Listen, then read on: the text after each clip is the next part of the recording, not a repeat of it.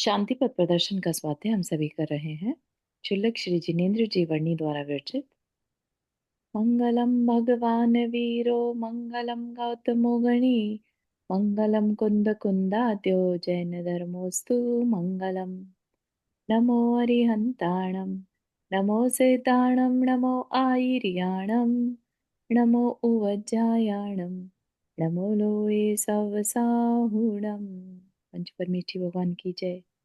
अगले 45 मिनट के लिए सभी प्रकार के पापों का त्याग करके सभी 9 वर्ण मुकार मंत्र पढ़ लें।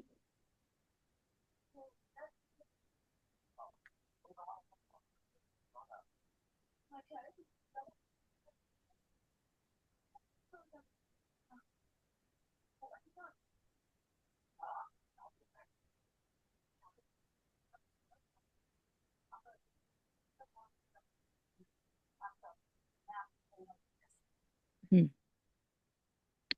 तो हमारा जो यहाँ पर विषय चल रहा है वो है निर्जरा का। निर्जरा कहने को टेक्निकल वर्ड है। अपन उसमें ना जाकर अगर सिंपली ये सोचें कि हमने जो अनादिकाल से कर्म बांधे थे, है ना, ऐसा कोई भी लिविंग बीइंग नहीं है जिसके साथ कर्म ना बंधे हो। ठीक। हम ऐसे अ, ऐसे किंगडम में है या ऐसे गति में है जहां पर हमारे अंदर बुद्धि है, समझ है और इस तरह की संगति है कि बात हमें समझ में आ पा रही है। ठीक है ना। अदरवाइज सोचिए आप कितने जीव हैं जिनको कर्म थ्योरी से कोई मतलब नहीं है। वो कहते खाओ पियो मजे करो, क्या करना तकलीफ देके अपने आप को, है ना। तो वर्ड जो तकलीफ है ना, वो इन रियलिटी अगर हम देखें तो हमें पहली बात तो कभी कर्म बांधने ही नहीं चाहिए थे जो आगे चल के कभी तकलीफ उठाई जाए। और दूसरी चीज, अभी जब हमें सब कुछ मिला है और हल्की सी भी तकलीफ हमें तकलीफ जैसी लगती है, कुछ छोड़ने की तकलीफ, कुछ ग्रहण करने की, व्रत आदि लेने की तकलीफ। आप सोचिए कि हमने इतने पाप कर्म बांध रखे हैं कि जब वो कभी उदय में आकर, है ना, हम पंचम काल में जन्म लिए तो कुछ ना कुछ बुरा ही करके आए हैं, इसका मतलब वो कर्म कभी भी उदय में आ सकते हैं। और जब आते हैं तो अगर हम अवेयर नहीं है तो वो हमें इतना गाफिल कर देते हैं, इतना भ्रमित कर देते हैं, तोड़ देते हैं कि फिर हम हर तरह का काम करने के लिए रेडी हो जाते हैं कि कैसे भी ये बस कर्म मेरे से दूर हो जाए, चाहे मुझे फिर मिथ्यात्व का सहारा लेना पड़े या हिंसा का सहारा लेना पड़े, हम उसके लिए भी रेडी हो जाते हैं। ठीक है। हो यही रहा है सब जगह पर कि जब कर्म अच्छा चल रहा है तब तो हम कुछ समझते नहीं है, करने की इच्छा नहीं करते, और जब थोड़ा सा भी बुरा आ जाता है तो शिकायतें तो करते हुए पाए जाएंगे, अरे ये हमने ऐसा क्या कर दिया किसी का, है ना।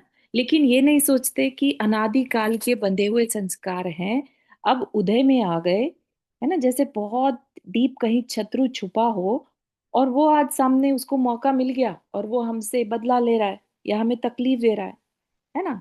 तो शत्रुता भी तो हम ही नहीं करी थी उसके साथ।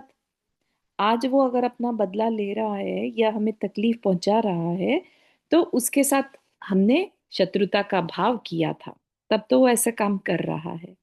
तो ऐसे ही कर्म जब फल देने पर आते हैं तो हम देखें कि अरे हमने कहाँ गलती की है।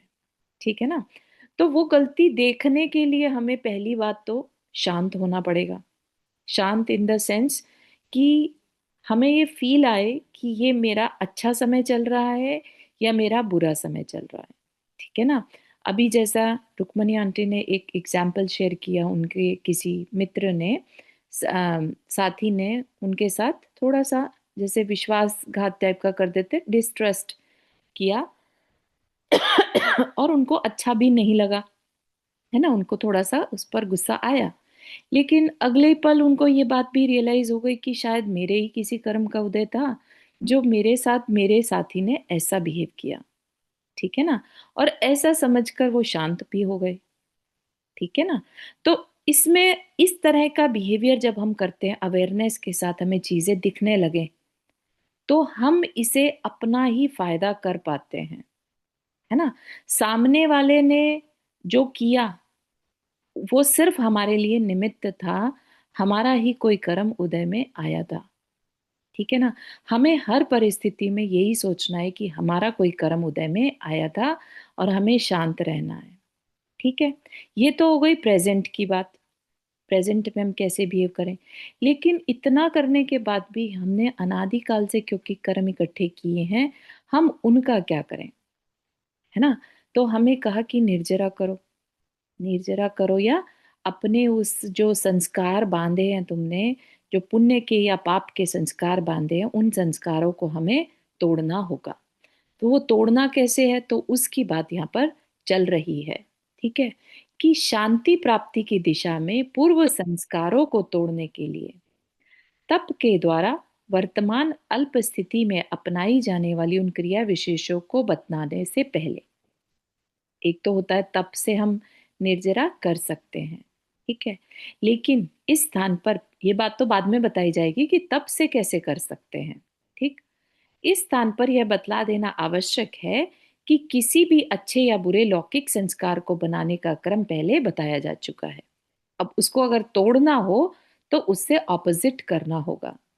तो बनाने के टाइम का कौन सा एग्जाम्पल यूज किया था, जैसे एक बच्चा चोरी करते करते आगे चलकर डाकू बन जाता है, उसे चोरी की आदत पड़ गई, उसने वह संस्कार बना लिया, ठीक है ना। तो वह संस्कार बनने का क्रम बताया गया था, अब उससे उल्टा करना होगा। ठीक। तो उल्टा करने के लिए क्या करना होगा, जैसे यहाँ पर एक एग्जाम्पल दिया जा रहा है कि बंद तत्व में संस्कार को बनाना, बंद मतलब बांधना। ठीक है। बांधने का जब हमने क्रम किया था तो कैसे करते हैं, जब कोई एक स्थान से पानी बहता है ना, तो वो एकदम से अपना स्थान नहीं बना लेता। ठीक है। पहली बार जहां से बहेगा वहां हल्का सा निशान पड़ेगा, फिर अगली बार जहां, फिर से अगर वहीं उसी जगह पर पानी बहाया गया तो फिर उसी जगह से बहेगा जहां पहले निशान बना था। और ऐसा करते करते फिर वहां एक ऑलमोस्ट क्रीक बन जाएगी। क्रीक, पानी का बहाव बढ़ेगा तो वही क्रीक जो है नदी का रूप ले लेती है। ठीक है ना। तो ये क्या है, ये संस्कार है। एक छोटा सा संस्कार, छोटी सी हरकत भी हमारी कल को आदत बन सकती है। बहुत बार अपनी लाइफ में हमने देखा भी होगा, है ना। तो यहाँ पर एक चोर का दृष्टांत तो बता दिया था कि कैसे उसने वह संस्कार बांध लिया, है ना, उसको चोरी करने में मजा आने लगा था, तो उसका संस्कार बन गया। ठीक। अब यहाँ पर संस्कार तोड़ने की जब बात बताई जा रही है तो एक एग्जाम्पल लिया गाली के संस्कार को तोड़ने का दृष्टांत। ठीक। बहुत सबने नोटिस किया होगा, कुछ लोगों की जुबान पर तकिया कलाम रहता है, एक ही वर्ड को वो बहुत बार यूज करते एक ही बोलने में। क्या बचपन से करते आ रहे होंगे क्या? नहीं। बचपन से करते आते तो बचपन से तो बच्चा जो है सीखता है, उसने कहीं से उसे पिक कर लिया, है ना। तो एक ही बात को, एक ही वर्ड को वो अपने सेंटेंसेस में बार बार यूज करता है। ठीक। अब ऐसे व्यक्ति हैं जो हर बात में किसी गाली रूप अश्लील वचन का प्रयोग कर जाते हैं, पर स्वयं यह जान नहीं पाते कि उन्होंने कोई भी अयोग्य वचन कहा है। ठीक है ना। ऐसा होता है कि गाली देने वाला कभी ये फील नहीं करता हमने कुछ गलत कहा है, क्योंकि उसके लिए बहुत कॉमन है, नॉर्मल है ना। एक लंबे अभ्यासवश आज वह क्रिया उसकी अबुद्धिपूर्वक की कोटि में जा चुकी है। ठीक। जैसे हम गाड़ी भी सीखते हैं, कुछ भी चलाना सीखते हैं, बचपन में साइकिल चलानी सीखी थी, जब नई नई चीज सीखते हैं तो बहुत ध्यान से सीखते हैं, ठीक है ना। उसके बाद जब आ जाती है तो ऐसा चलाते हैं जैसे अपने आप ही चल रही हो, हमें पता भी नहीं चलता कि कब हम बैठे और कब हम डेस्टिनेशन पे पहुंच भी गए। अरे हम पहुंच गए, पता ही नहीं चला, है ना। कैसा एक्सपीरियंस हो रहा था चलाते टाइम, हमने कुछ ध्यान दिया क्या, कुछ भी याद नहीं, क्योंकि वो अबुद्धि सब कॉन्शियस में जा चुका है। ठीक है ना। इसी को लोक में तकिया कलाम कहकर पुकारा जाता है। तकिया कलाम मतलब जो बार बार रिपीट हो। स्वयं न जान पाने की बात तो दूर रही, आपके द्वारा संकेत करने पर भी उन्हें आपकी बात पर विश्वास नहीं आता और कह बैठते हैं कि नहीं नहीं, मैंने तो ऐसा कुछ कहा ही नहीं, है ना। कोई उन्हें टोक भी दे तो भी उन्हें ये रियलाइज नहीं होता कि वो कुछ गलत कर रहे हैं, इतना फेथ अपनी उस गलत बात के ऊपर। ठीक है ना। इतना पुष्ट हो गया कि वह संस्कार कि उनके विवेक को सर्वथा ढक लिया। अगर बुरी आदत पड़ जाए, पाप करने की आदत पड़ जाए, तो हम क्या करते हैं?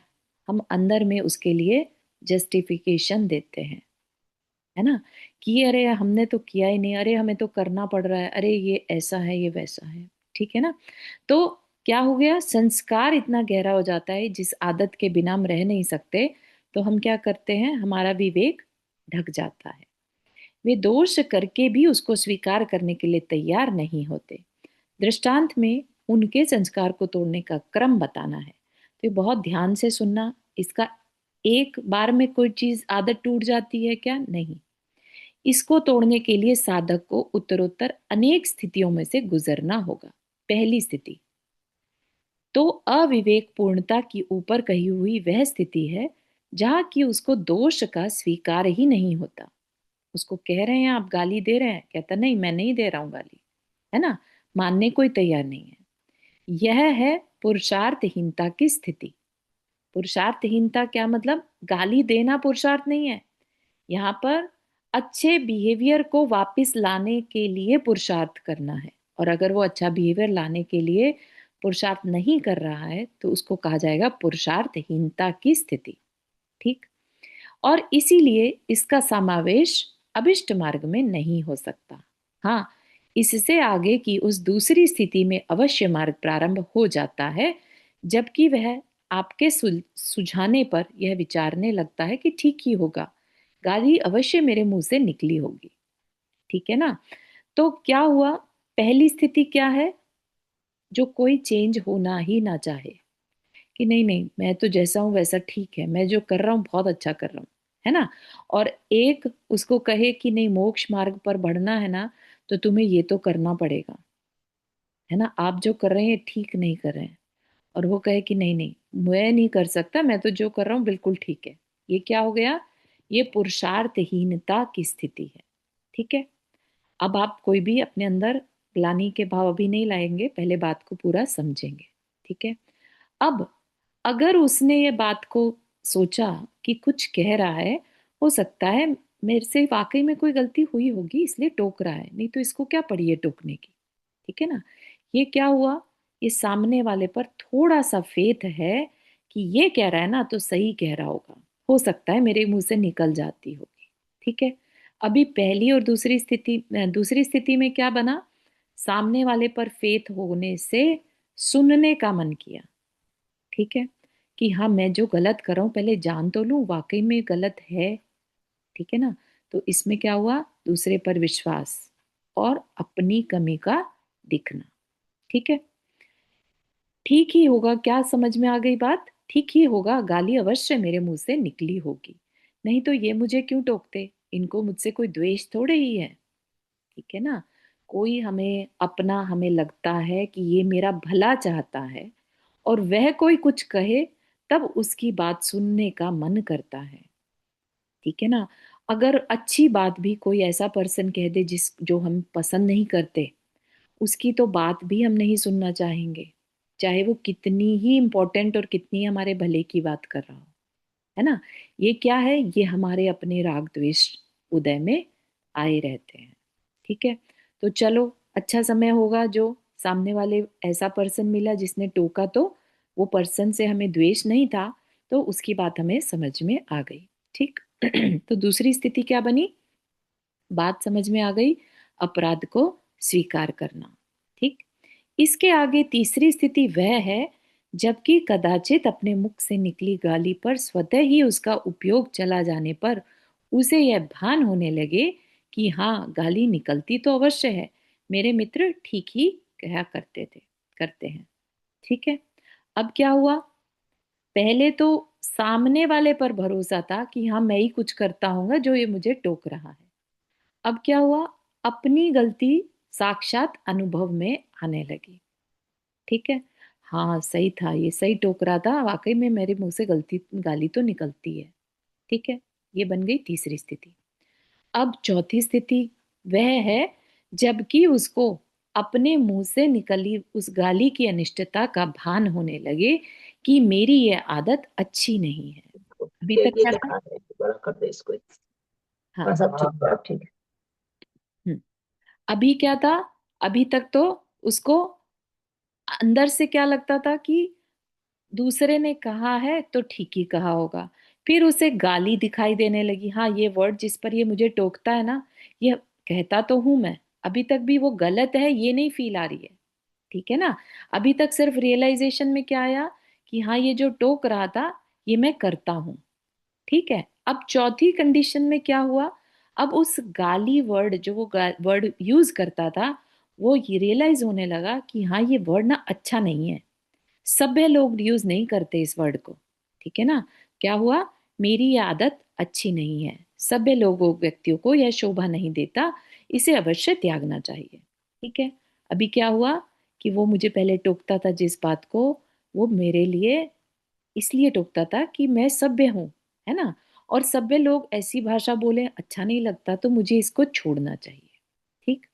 अर्थात अपराध संबंधी निंदा व उसे छोड़ने की तीव्र जिज्ञासा उसमें जागृत हो जाए। ठीक है। तो अपराध पहले रियलाइज होगा तभी तो छोड़ेगा, अपराध की निंदा करेगा फिर उसे छोड़ेगा, है ना? तो उसके लिए अपराध का जानना और हम वो कर रहे हैं ये बात भी हमारे रियलाइजेशन में आनी चाहिए। फिर पांचवी स्थिति क्या है?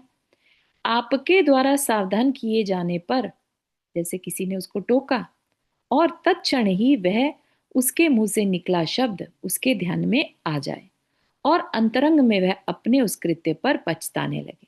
ठीक है। अब इसमें क्या है, हमें दूसरा पर्सन कोई टोके तो बजाय गुस्सा करने के हमें रियलाइज हो गया कि हाँ ये सही टोक रहा है। भले ही जो बात कहना चाह रहा था वह बात भी कहने से रुक गया, है ना? समय निकल जाता है तो कई बार हमारे को याद नहीं रहता हम कहने क्या वाले थे। ठीक है ना? तो कई बार ऐसी सिचुएशन में गुस्सा भी आ जाता है कि क्यों टोक दिया, बाद में टोक देता, बात को पूरी कर ले फिर रियलाइज करा देता। लेकिन नहीं, उस पे इतना विश्वास था कि ये मेरे अच्छे के लिए कह रहा है, तो जैसे ही टोका तो सावधान हो गया, अपने ध्यान में आ गया कि हाँ ये वर्ड फिर से मेरे घर मुंह पे आ रहा था, अरे बाप रे, मेरे को तो इसे छोड़ना है। ठीक है ना? छठी स्थिति क्या बनी? वह है जबकि बिना दूसरे की सहायता के स्वतः ही कह चुकने के पश्चात उसे भान होने लगे कि वह शब्द उसके मुंह से निकल चुका है और वह अपने कृत्य पर पछताने लगे। पहले तो दूसरा याद दिला रहा था तब समझ में आ रही थी बात, लेकिन अब अपने आप ये रियलाइज हो रहा है कि मैंने गलत वर्ड यूज कर दिया, मुझे नहीं करना चाहिए था, ये सभ्य लोगों की निशानी नहीं है। ठीक, तो अंदर में पछतावा होने लगा। यह उसकी यह क्रिया अबुद्धि से अब बुद्धि की कोटि में आ चुकी है। गाली देना क्या हो चुका था? अबुद्धि में पहुंच गया था, सब कॉन्शियस में। अब वह कॉन्शियस हो गया इस चीज के लिए कि मुझे क्या बोलना, कैसे बोलना। ठीक है। सातवीं स्थिति वह है जबकि आधा शब्द निकला और आधा शब्द निकलने को ही था कि उसने बलपूर्वक रोक लिया तथा हो चुकने वाले आधे कृत्य पर वह अंदर ही अंदर अपनी निंदा कर रहा है। ठीक है। और आठवीं स्थिति, जबकि अंदर में बोलने वाले के प्रति अभी प्रयत्न या चंचलता हुई ही थी कि उसे इसका पता चल जाता है और वही उसे दबा लेता है, बाहर में प्रकट नहीं होने देता। अंदर में भी क्यों आई अब उसे ये चिंता है। ठीक है ना? और नौवीं स्थिति क्या है? जबकि अंतरंग में वह चंचलता होनी ही बंद हो जाती है, बस अब उसका वह संस्कार टूटा ही जानो। आप समझ रहे हैं कि जब आदत पड़ती है तो भी कितनी सारी प्रोसेस स्टेजेस रहती हैं, और जब वह संस्कार टूटता है तब भी कितनी सारी स्टेजेस होती हैं। ठीक है ना? हम सोचे कि हमने तो अनादि के संस्कार हैं कषाय करने के, परिग्रह करने के, है ना, लोभ लालच करने के, गुस्सा करने के, और वो एक दिन में टूट जाए। नहीं हो सकता। आज जो मुनि बनते हैं आज के टाइम में, उन्होंने पहले बहुत साधना करी है इस संस्कार को छोड़ने की। ठीक है ना?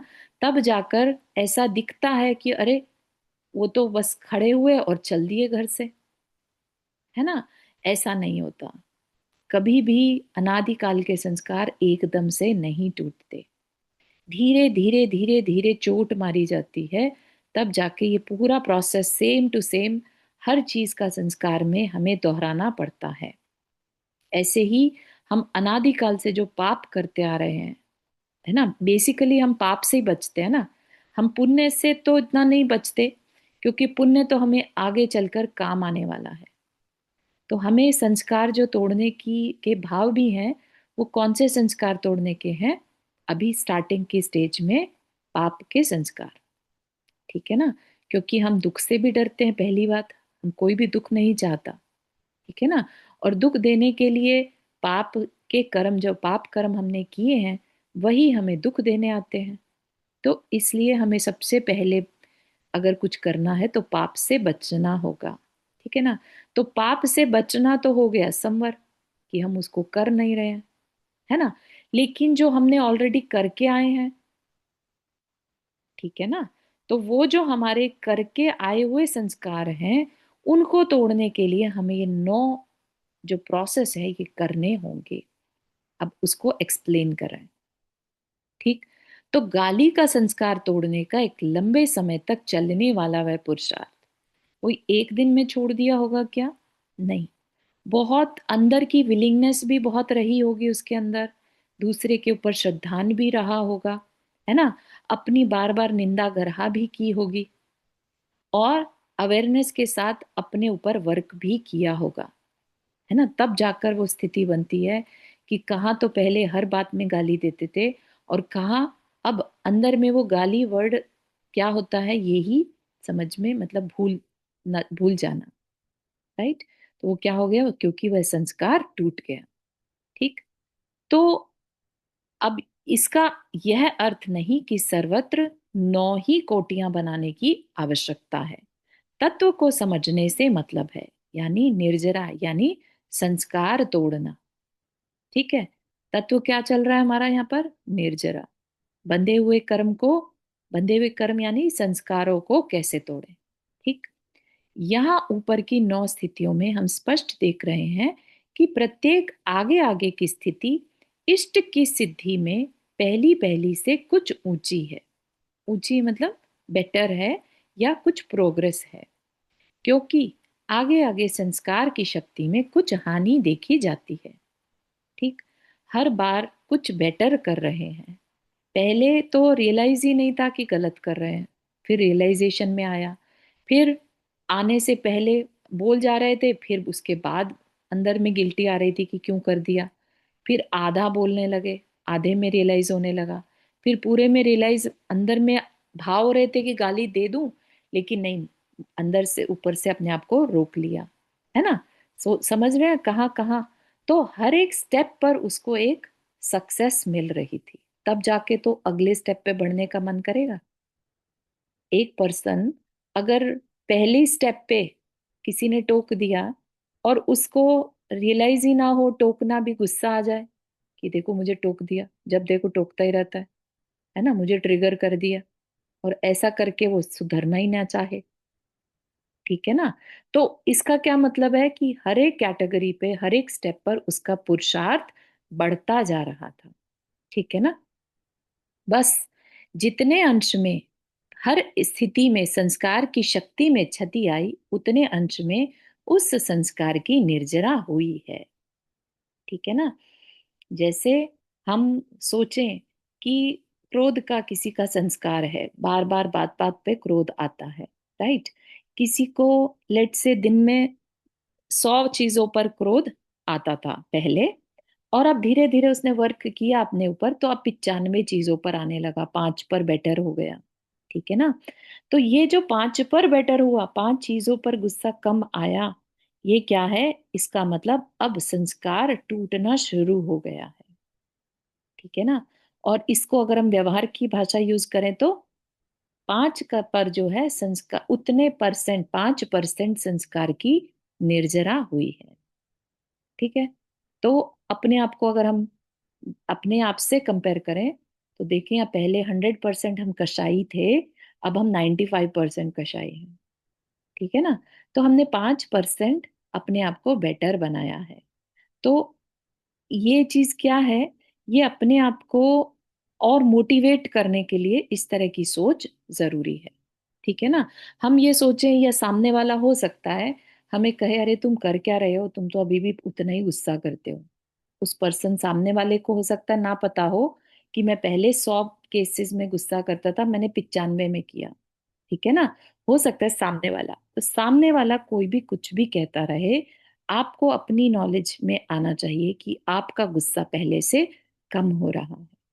ठीक है ना। तो ये कषाय के जो संस्कार हैं, ये मोहनीय कर्म से होते हैं। तो अगर आपका मोहनीय कर्म रिड्यूस हो रहा है, इसका मतलब उस कर्म के संस्कार ढीले पड़ रहे हैं। ठीक है ना। तो हमें इस तरह से कंटिन्यूअस एफर्ट्स डालने होंगे। हाँ चारू जी, आपने हाथ रेस किया। हाँ, जय जी, नहीं जय जी। अ, तो मैं ये पूछ तो रही थी, जैसे हमें एक बार जब डायरेक्शन मिल जाती है, जब हमारा इनिशिएशन हो जाता है किसी चीज के को रिमूव करने के लिए, तो फिर हमें थोड़ा सा मतलब एक बिलीफ भी हो जाता है, एक समझ भी आ जाती है। तो आगे बढ़ना, देर इज अ पॉसिबिलिटी कि हम आगे बढ़ते रहें। बिल्कुल। लेकिन जो वो इनिशिएशन है, जैसे बहुत सारी चीजों में, मतलब आज की डेट में अगर मैं अपने बारे में सोचूं तो मुझे कुछ चीजों के बारे में शायद पता भी नहीं है। हम्म। तो how do we make sure कि हमें पता चल जाए कि हम कहाँ कहाँ पे गलत कर रहे हैं। हम्म। हम्म। ठीक। तो ये देख, जो है, जो आपने बात कही उसके लिए तो दो ही चीजें हैं, एक तो सत्संगति और एक स्वाध्याय। ठीक है। आप जितना पढ़ेंगे जानेंगे, आपको रियलाइज होगा कि हम कहाँ गलती कर रहे हैं, या अभी मुझे ये करना चाहिए था और मैं नहीं कर पा रहा हूँ। एटलीस्ट हम वहां तक पहुंचे। आप इस जो गाली वाला एग्जाम्पल है, इसमें भी रियलाइज करेंगे कि सामने वाले ने टोका तो पता चला, उस पर्सन को नहीं पता चल रहा था। ठीक है ना। तो ऐसे राइट। ही अगर खुद से नहीं पता चल पा रहा है, तो अगर आप सत्संगति रखेंगे, ठीक है ना, तो भी हो सकता है आपको अपने अंदर कमियां नजर आने लग जाएं। ठीक है ना। तो दो ही तरीके हैं, सत्संगति या स्वाध्याय। ओके, थैंक यू जय। हाँ नम्रता जी कुछ कह रहे हैं आप? No, sorry. Okay, Was no. just I changed my name. हाँ Okay, बढ़िया, sorry. गुड, आपने सीख लिया। Very nice. Okay. चलिए। ठीक है। तो क्रोध के संस्कार को तोड़ने का भी यही नियम है। किसी भी दूषित संस्कार को, ठीक है ना, वर्ड देखा आपने, दूषित संस्कार। अभी हम यहाँ पर पुण्य के जो संस्कार पड़ गए, हमें हमें स्वाध्याय करने का मन कर रहा है, तो हम क्या उस संस्कार को भी तोड़ दें क्या? नहीं। हम अच्छे संस्कारों को तोड़ने का मन यहाँ पर बात नहीं कर रहे हैं, हम दूषित संस्कारों को तोड़ने का क्रम बना रहे हैं। जहां पर भी आप देखेंगे तो 5 पापों को, है ना, 3 मकार को, 7 व्यसनों को, ये सब क्या है? ये सब जो हमारा बुरा कर सकते हैं, जिसके द्वारा हम आत्मा के साथ पाप कर्मों को बांधते हैं, उन उन चीजों को छोड़ने की बात कर रहे हैं। ठीक है ना। वो अलग बात है कि आगे चलकर फिर हमें कुछ चीजें करने की बात कही जाएगी, कि आप डेली देव दर्शन करो, आप रात्रि भोजन का त्याग करो, या दिन से भोजन करो, है ना। तो करो बाद में आएगा, पहले जो गलत कर रहे हो उसको छोड़ने का मन बना लो। ठीक। तो उसका क्या क्रम है? उसका क्रम है अपराध का स्वीकार। अपराध वर्ड ये नहीं है कि हमने किसी का मर्डर कर दिया, या हमने किसी की चोरी कर ली, किसी को ठग लिया, वही अपराध है। ठीक है ना। अपराध का वर्ड यहाँ पर पाप है। ठीक। हमने दिन भर में कहाँ गलती की है, हम उसे स्वीकार करें। ठीक। एक है स्वीकार करना, हाँ मैंने गलती की है, लेकिन उसमें अनुभव कैसा आया? अपराध का अनुभव भी करना है, क्या आपको अच्छा लगा करके, या आपको बुरा लगा? हो सकता है कई लोगों को अपराध करके अच्छा भी लग सकता है। जैसे कि किसी को लेट से नॉलेज नहीं है ना, और उसने बहुत सारे कीड़े मार दिए, राइट, और वो कीड़े मार के भी उसको ऐसा लग रहा है बढ़िया, क्या मेरा क्या गया, मतलब कोई भी एग्जाम्पल ले सकते हैं। या किसी को हर्ट करके भी उसको लगा अच्छा, मजा चखाया। ठीक है ना। तो कैसा अनुभव हुआ, हमें ये पता होना चाहिए। हमारा अनुभव क्या था उस अपराध, पहले तो अगर हमने अपराध माना है तो उसका अनुभव खराब ही होगा। अंदर में कैसा भाव होगा? ग्लानि का भाव होगा। ठीक है ना। अगर हम उसे अपराध माने ही नहीं, तो डेफिनेटली हम प्रसन्नता रखे हुए होंगे, जैसे कि रौद्र ध्यान के केस में होता है। रौद्र ध्यान में हम दूसरे को तकलीफ पहुंचाकर खुश होते हैं। और रौद्र ध्यान करने वाला नरक क्यों जाता है? क्योंकि वो अपनी गलती को कभी स्वीकारता ही नहीं, वो खुश ही होता रहता है।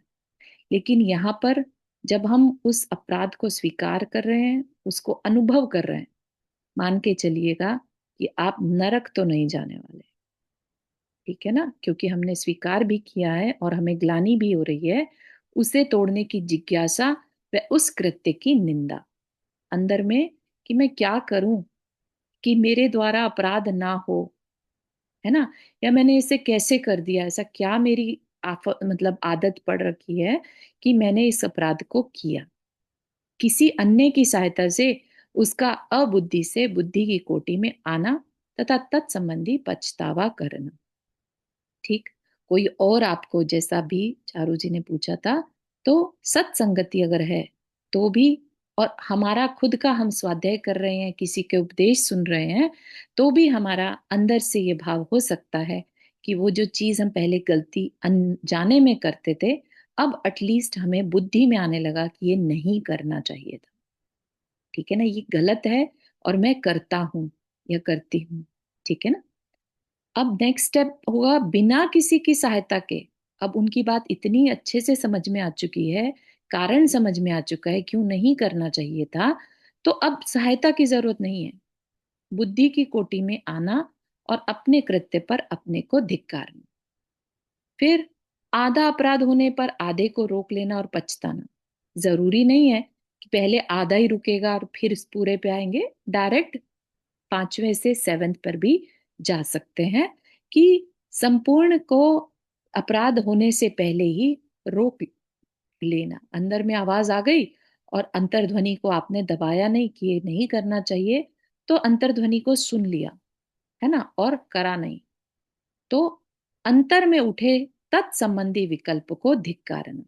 जैसा कि अपनी कल की भी चर्चा हो रही थी, उसमें भी हमने क्या समझा था कि अपना अभिप्राय तो हमें ही मालूम होता है।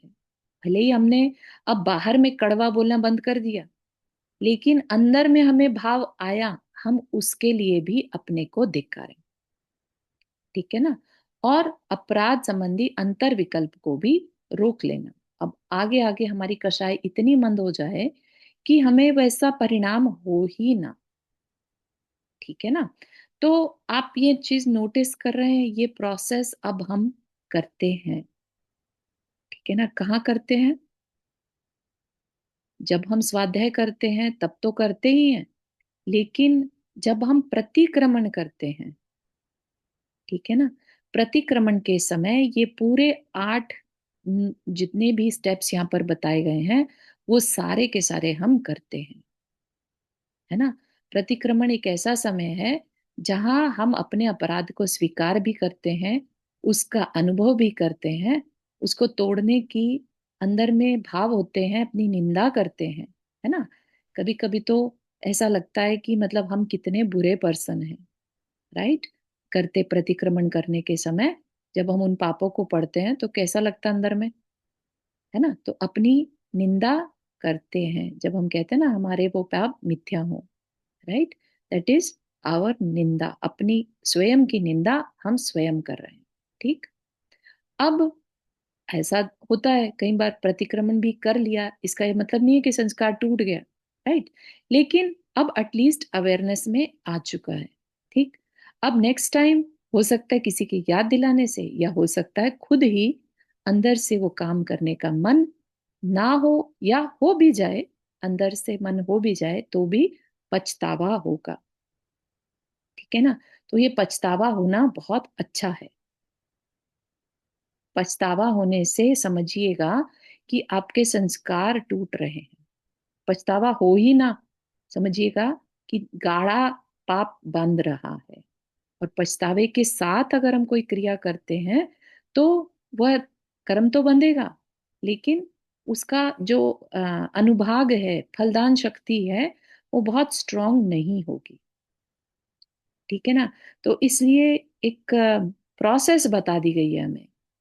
धर्म जो है वो हमें बीच रास्ते में नहीं छोड़ रहा, ये कह के नहीं छोड़ दिया कि छोड़ो सब और पाप करना बुरी चीज है, अगर आप करते हो तो आप बहुत बुरे हो, ठीक है ना, ऐसा कहीं पर भी नहीं। आपको हाथ पकड़ के चलाना सिखाया जा रहा है कि सब करते हैं, सब अनादि काल से ही घूम रहे हैं, सबके सब पंचम काल में घूम रहे हैं। तो कोई किसी से कंपैरिजन नहीं है ना।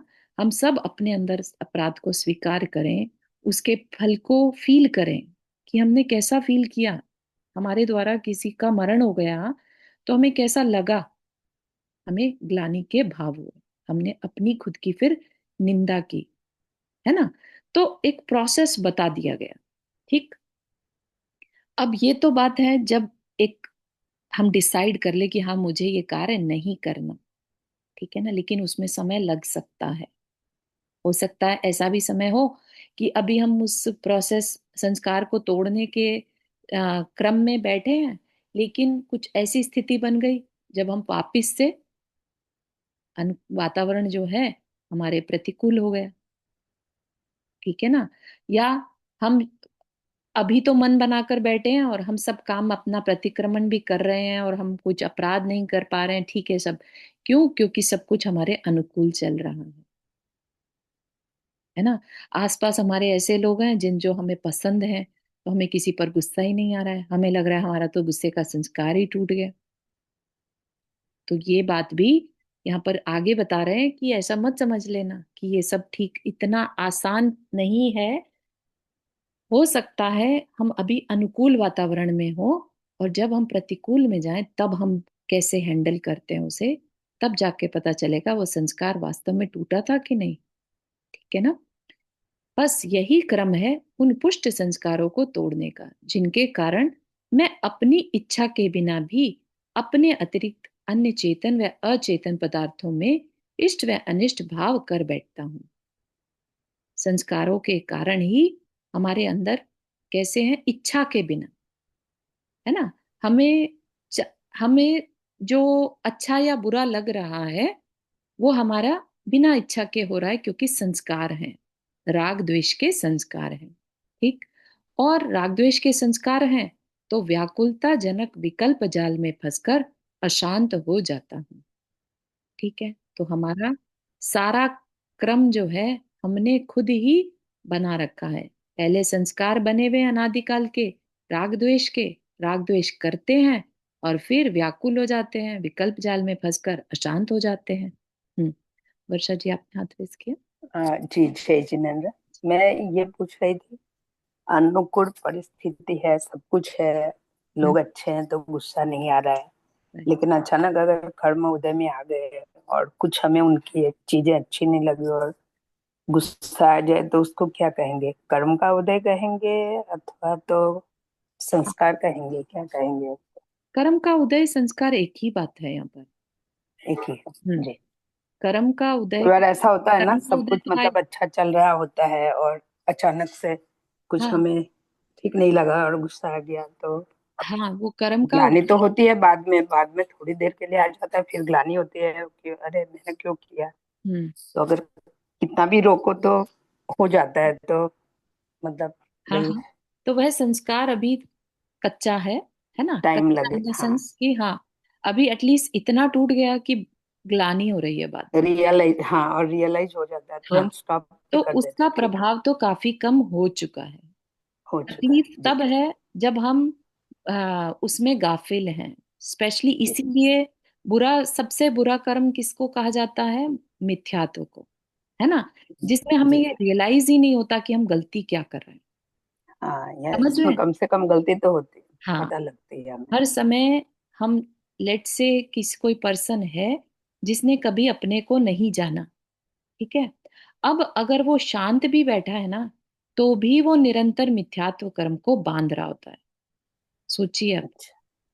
कितनी बड़ी भूल है उसकी, कितना स्ट्रॉन्ग संस्कार है कि मिथ्यात्व को वो पहचान ही नहीं पा रहा है और निरंतर मिथ्यात्व कर्म बांधता जा रहा है, भले ही कितना शांत पर्सन हो, डजेंट मैटर। इसलिए जी क्रोधी सम्यक्त्वी जीव बेटर है शांत मिथ्यात्वी से, सही, ठीक है ना।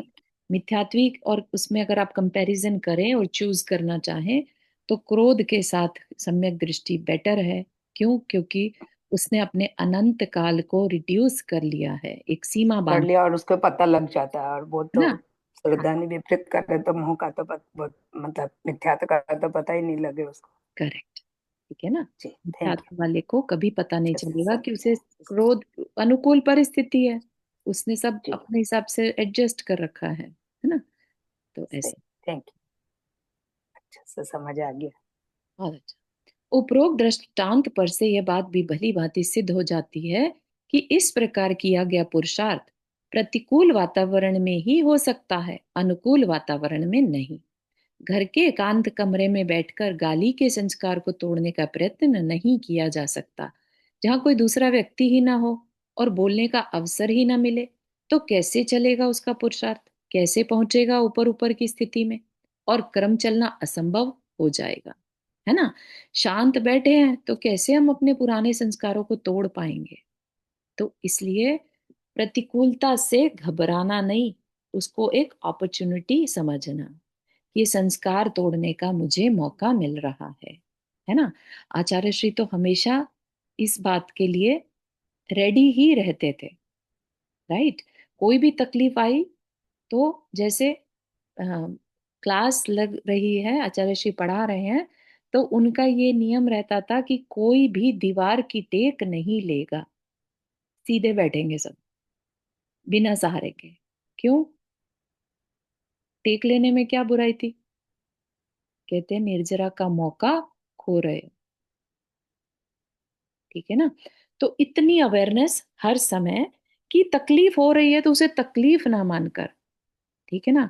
अब जब हम लाइफ में जब जितना हमने अभी तक समझा है ना? अब अगर लाइफ में छोटी छोटी तकलीफें आती है ना, जैसे कभी किसी चीज से ठोकर लग गई, कहीं से हमारा जल गया, या कोई छोटी सी तकलीफ आ गई, तो इमीडिएटली क्या आएगा मन में कि बहुत बड़ा कुछ तकलीफ आनी थी, छोटी में टल गई। ठीक है ना? वो तकलीफ तकलीफ जैसी नहीं लगेगी।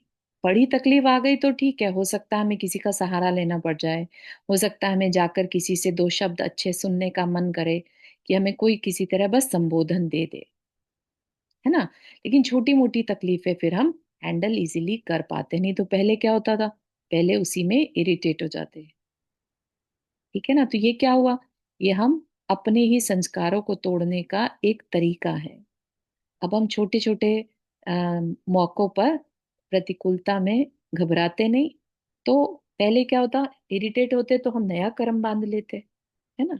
अब हमने उसे शांति से सहन कर लिया। ऐसे ही करते करते हमें बड़ी बड़ी तकलीफों में भी अपने को वैसे ही स्ट्रांग रखना है, क्योंकि कोई भी जीवन में जो परिस्थिति आती है वो किसी के निमित्त के कारण नहीं आती है, अपने ही कर्म के उदय में आती है, चाहे कितनी भी बड़ी हो और कितनी भी छोटी हो। ठीक है ना? तो अपने को दूसरे को दोष ना देकर अपने ही कर्म बांधे हुए हैं तो क्या दूसरे से दुख मानना, राइट?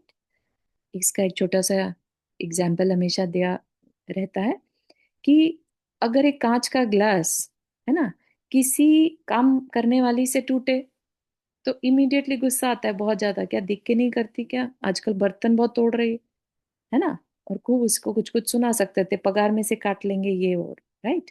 और अगर वही ग्लास अपने से टूट जाए तो उसको समेटेंगे और कचरे में फेंक देंगे, काम खत्म। है ना? तो जब गलती दूसरे के थ्रू हमें दिखाई देती है तो हमारा मन करता है कि सारे भड़ास उस पर निकाल दें, लेकिन ये भड़ास नहीं होती, ये हमारा क्रोध कषाय का उदय है। ठीक है ना? और हम क्रोध करके नए कर्म को बांध रहे हैं, राइट? और अगर हम अपनी गलती मान के चुप हो जाएं तो हमने उस प्रतिकूल परिस्थिति को भी सहन कर लिया। ठीक है ना? बात समझ में आ रही है? जी, इसी प्रकार उन उन पदार्थों में इष्टता अनिष्टता संबंधी संस्कार भी तभी तोड़े जाने संभव हैं जबकि वे पदार्थ इंद्रियों के विषय बन रहे हों और विकल्प उठ रहे हों। मंदिर में बैठकर संस्कार विच्छेद संबंधी यह पुरुषार्थ किया नहीं जा सकता, क्योंकि जहां पदार्थ भी नहीं और विकल्प भी नहीं, वहां किसको लाएगा बुद्धि की कोटि में? किससे करेगा प्रति करेगा पश्चाताप और अपने किस कृत्य को धिक्कारेगा। अर्थात मंदिर से विपरीत घर गृहस्थ के वातावरण में रहकर ही यह पुरुषार्थ किया जाना संभव है और वह वातावरण सहज आपको प्राप्त है। ठीक है ना। तो यहाँ पर जो बात सीखने की है वो कैसी भी प्रतिकूल परिस्थिति को भी यहाँ पर क्या कह दिया, अगर संस्कार अच्छा होगा तो हम रिएक्ट नहीं करेंगे, है ना। संस्कार खराब होगा तो हमारा रिएक्ट करने का मन करेगा, क्रोध करेंगे, मान करेंगे, लालच करेंगे, यानी कषाय के भाव को हम रिएक्शन में दिखाएंगे। ठीक, और नए संस्कार बांध लेंगे। उन्हीं की यहाँ पर मनाही की जा रही है कि अगर पहले के किसी कारण से उदय में आ भी जाए, प्रतिकूल वातावरण भी हो जाए, तो अपने को संभाले रखना है। ठीक है, आगे का कल के सेशन में देखेंगे हम। यहाँ तक के किसी को कुछ प्रश्न?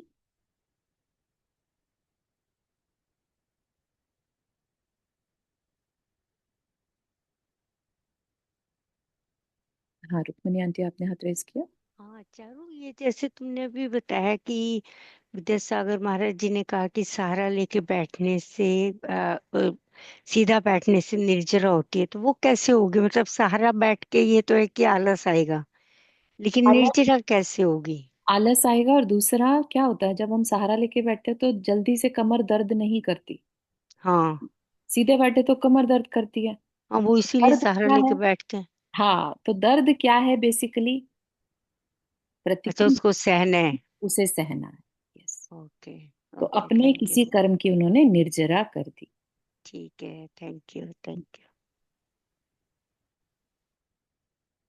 चलिए, आज के लिए इतना ही रखते हैं। आपने भी क्या बोला, किसी प्रतिकूल स्थिति में रिएक्ट नहीं करेगा, तो मतलब हमारे संस्कार अच्छे हैं।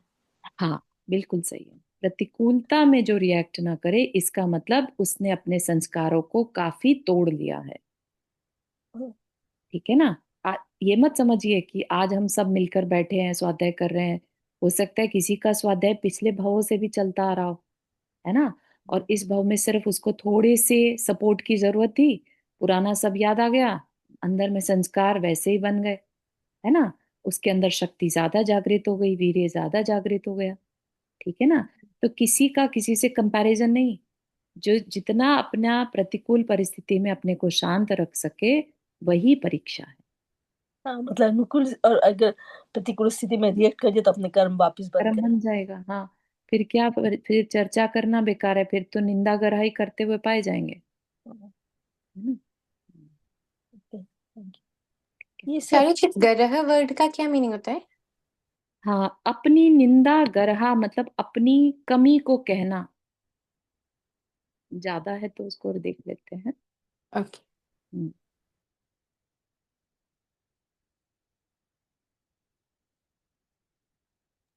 ये किसी किसी एक एक चीज से हाँ समझा सकते हैं, ऐसे सब अपने जो तोड़ने के जो क्रम है, कोई एक चीज से लेके।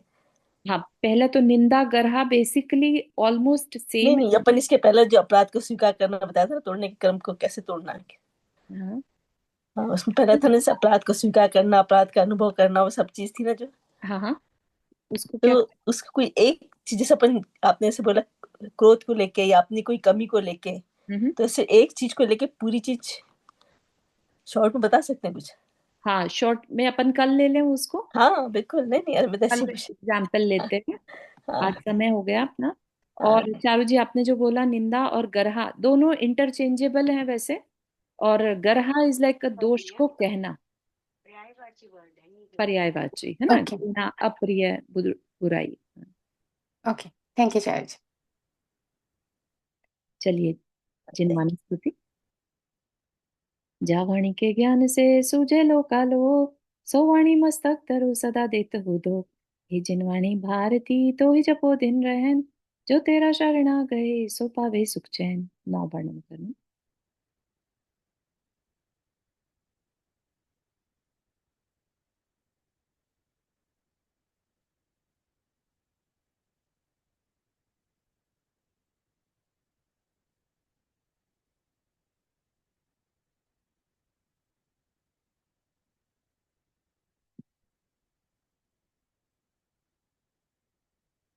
द्रौपदी आंटी, अम्मा जी, थैंक यू, आपने कल ज्वाइन किया हमें यहाँ पर।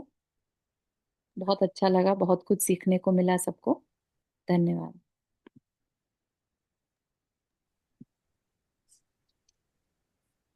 जय जिनेन्द्र सभी को। जय जिनेन्द्र। जय जिनेन्द्र सबको। जय जिनेन्द्र सभी को। जय जिनेन्द्र सभी को। जय जिनेन्द्र सभी को। जय जिनेन्द्र।